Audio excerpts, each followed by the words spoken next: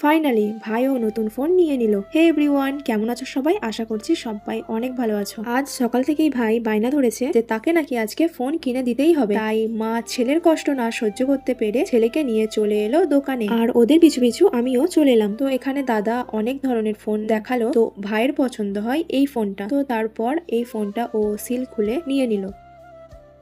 তারপর আমি কোনো রকম আর ভিডিও করিনি। দুপুরবেলায় গোসল টোসল সেরে খাওয়া দাওয়া কমপ্লিট করে যখন রেস্ট করছিলাম, তখন দেখি আমাদের বাড়িতে অনেক মেহমান আসে। তারপর তাদেরকে খাওয়া দাওয়া করিয়ে আমরা গেলাম একটু বাইরে দিয়ে ঘুরতে, এবং ওরা অনেক আসতে লেট করেছিল, তাই ওদের দুপুরে খাওয়া দাওয়া করতেও অনেক লেট হয়ে গিয়েছিল, প্রায় 4টের মতো। তারপর আমরা সবাই মিলে বেরিয়ে গেলাম। এবং কোথায় গেলাম চলো তোমাদেরকে বলি। আমাদের গ্রামে একটা ছোট্ট ক্যানেল আছে, তো সেই ক্যানেলের ধারে, আর এখানেই পদ্ম ফুল তুলতে গিয়ে আমার সেই ভিডিওটাতে তোমরা অনেক ভালোবাসা দিয়েছো। তো আমাদের ঘোরাঘুরি কমপ্লিট করে বাড়ি ফিরতে একটু সন্ধ্যা হয়ে গিয়েছিল, এবং বাড়ি এসে আমরা মেলা যাওয়ার জন্য রেডি হয়ে গেলাম। এবং আমার তো মনে হচ্ছিল যে এই দুদিন মেলার থেকে আজকে আমাকে একটু বেশিই সুন্দর লাগছে। चुप बिल्कुल चुप हिम्मत कैसे हुई तेरी मुंह खोलने की।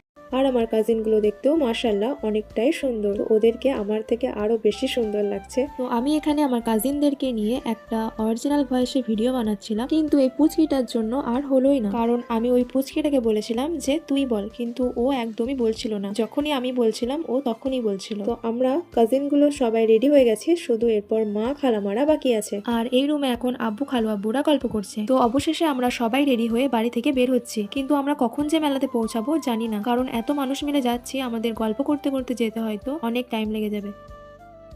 এবং আজকে কিন্তু আমার মেলা যেতে অনেকটাই আনন্দ লাগছিল, যেহেতু আমার এই কাজিনদেরকে পেয়েছি, এবং মা খালামারা এবং বহু মানুষ, তো এত খুশি যে মুখে হাসি আমার ধরছেই না। এই অন্ধকার রাস্তায় কারোর মুখ বোঝা যাচ্ছে না, কিন্তু তাও আমরা ভিডিও করা স্টার্ট করেছি। অবশেষে আমরা মেলার কাছে চলে এলাম, এবং মেলাতে ঢুকে দেখি যে গতকালের থেকে আজকে মেলার ভিড় একটু বেশি।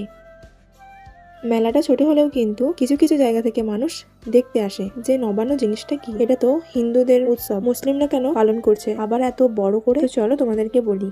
পহেলা অগ্রহায়ণ থেকে শুরু আমাদের এই গ্রামের মেলাটি, এবং পহেলা অগ্রহায়ণ থেকে সবার বাড়িতে মেহমান আসা শুরু করে। আমাদের এই মেলাটি 5 কি 6 দিনের মতো থাকে, এবং প্রতিটি পাড়ায় পাড়ায় অনুষ্ঠান হয়। সবাই মিলে অনেক আনন্দ করে, মজা করে, এবং অনেকজন এই মেলাটার জন্য অপেক্ষা করে যে বছরের শেষে এই মেলাটা আছে, এবং আমরাও অনেক অপেক্ষা করে থাকি। এটা অনেক যুগ থেকেই হয়ে আসছে, এবং একই রিচুয়ালে এখনো হচ্ছে। তো আশা করি আগামী দিনেও হবে, এবং এই সময় নবান্ন উৎসব হয় বলে এটারও নাম দিয়ে দিয়েছে নবান্ন। তো যাই হোক, আমরা ফুচকা খেয়ে সবাই মিলে একটা করে আইসক্রিম নিয়ে খেতে খেতে মেলা ঘুরলাম। তারপর দেখি যে খালামারা এখানে লাইন দিয়ে দাঁড়িয়ে গেছে কিছু নেওয়ার জন্য। তো আমাদের মেলা ঘোরা শেষের দিকে, এরপর আমরা বাড়ি যাওয়ার জন্য বেরিয়ে পড়লাম। আর রাস্তায় আস্তে আস্তে দেখি যে রাস্তা পুরো ফাঁকা, কেউ নেই। তো বাড়ি এসে আমরা আবার রাতের ডিনারটা সেরে নিলাম, এবং আমরা আর হাত লাগাইনি, তাই খালামা শিমুকে খাইয়ে দিচ্ছিল আর মা আমাকে খাইয়ে দিচ্ছিল। তো আমরা খাওয়া দাওয়া কমপ্লিট করে সবাই মিলে শুয়ে পড়লাম। তো আজকের ব্লগটা এখানেই এন্ড করছি। ভালো লেগে থাকলে লাইক, কমেন্ট অ্যান্ড ফলো করতে একদমই ভুলবে না। তো আজকের মতো টাটা, বাই, গুড নাইট,